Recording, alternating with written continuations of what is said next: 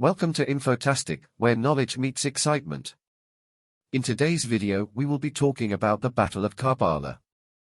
Karbala was the last breath of the Age of Faith. Very few historical events have shaped the language, culture, music, politics, and sociology of Muslim peoples, as has Karbala. Languages such as Swahili and Urdu that were born 1,000 years after the event relate to it as if it happened yesterday. Until the assassination of Ali ibn Abu Talib, the issue of succession to the Prophet had been decided through mutual consultation. Caliph Abu Bakr, Caliph Umar, Caliph Uthman, and Caliph Ali drew their legitimacy from the consent of the people. The process was inherently democratic. Caliph Abu Bakr specifically forbade the nomination of his own son as the caliph after him, thereby avoiding dynastic rule. Caliph Omar in his last will, nominated a council of 6 of the most respected companions to choose his successor. The companions were cognizant of the pitfalls of dynastic succession and the excellence of rule by consultation and consent. Theirs was the age of faith.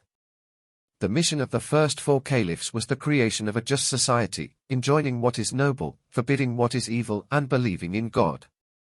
In this struggle, they took extraordinary pains to ensure that their immediate families did not profit from their privileged positions.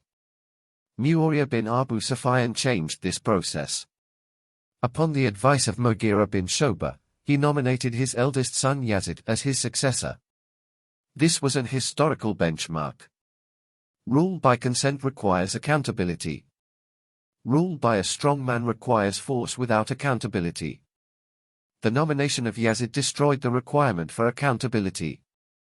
After Muawiyah, Muslim history would produce sultans and emperors, some benevolent, others despotic. Muawiyah had wasted no time in extending his hold on the territories formerly held by Caliph Ali and Hassan ibn Ali. Iraq was in the juggernaut of Muawiyah's police force, so the Iraqis had no choice but to accept the imposition of Yazid. Respected personages such as Hussein ibn Ali, Abdullah bin Zubayr, Abdullah bin Omar, Abdullah bin Abbas, and Abdurrahman bin Abu Bakr opposed the idea of a dynasty as contrary to the Sunnah of the Prophet and the tradition of the first caliphs. However, after the death of Muawiyah, the whole power was given to Yazid. Abdullah bin Zubayr and Hussein bin Ali arrayed against the rule of Yazid. Upon ascending the throne, one of the first acts of Yazid was to order the governor of Medina, Walid bin Uthba, to force an oath of allegiance from Abdullah bin Zubayr and Hussein ibn Ali. Sensing the imminent danger to his life, Abdullah bin Zubayr left Medina for Mecca under cover of darkness and took refuge in the Kaaba, from where he could organize resistance to the tyranny of Yazid. Hussein bin Ali consulted with his half-brother Muhammad bin Hanafiya and moved to Mecca as well.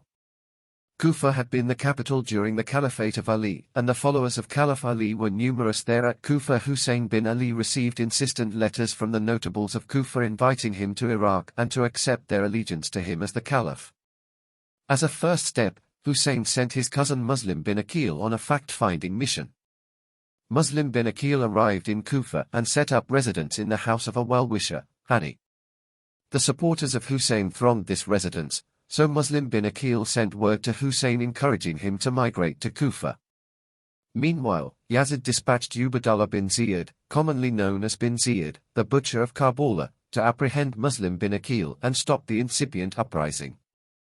Ibn Ziyad arrived in Iraq and promptly declared that those who would support Yazid would be rewarded and those who opposed him would have their heads cut off. Greed and fear of reprisals did their trick. The Kufans made an about-turn and abandoned Muslim. He was attacked and executed by forces of Ibn Ziyad. Before his death, Muslim bin Aqil sent word to Hussein that the situation in Kufa had changed and that he should abandon the idea of migrating there. By this time, bin Ziyad's forces had cut the communications of Hussein's supporters, so the second message from Muslim bin Aqil never reached Hussein. Undaunted, Hussein bin Ali moved forward and was stopped by a regiment of troops under Amr bin Sa'ad at Karbala on the banks of the river Euphrates. A standoff ensued, negotiations took place and Amr bin Sa'ad communicated this to bin Ziyad in Kufa. But bin Ziyad would accept nothing short of capitulation and Hussein's explicit oath of allegiance. Sensing that Amr bin Sa'ad was reluctant to commence hostilities against the Prophet's family, bin Ziyad recalled him and replaced him with Shamar, a man without moral compunctions. He surrounded the Husseini camp and cut off the supply of water. The final confrontation came on the 10th of Muharram.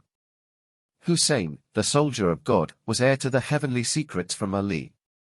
Arranged his 72 men in battle formation, advanced and met the forces of darkness. Each of the men was cut down, and at last, the grandson of the Prophet also fell. His head was cut off and sent to Kufa, where bin Ziyad mistreated it in the most abominable manner and paraded it through the streets. Great tragedies throw up great personages. It was at this juncture in history that the leadership of Hazrat Zainab shone through. She consoled the survivors, saved the life of Zain ul Abidin ibn Hussein, and proved to be the fortress guarding the dignity of Hussein's household. The ladies and the children were first taken to Damascus and were then safely escorted back to Medina by some well-wishers.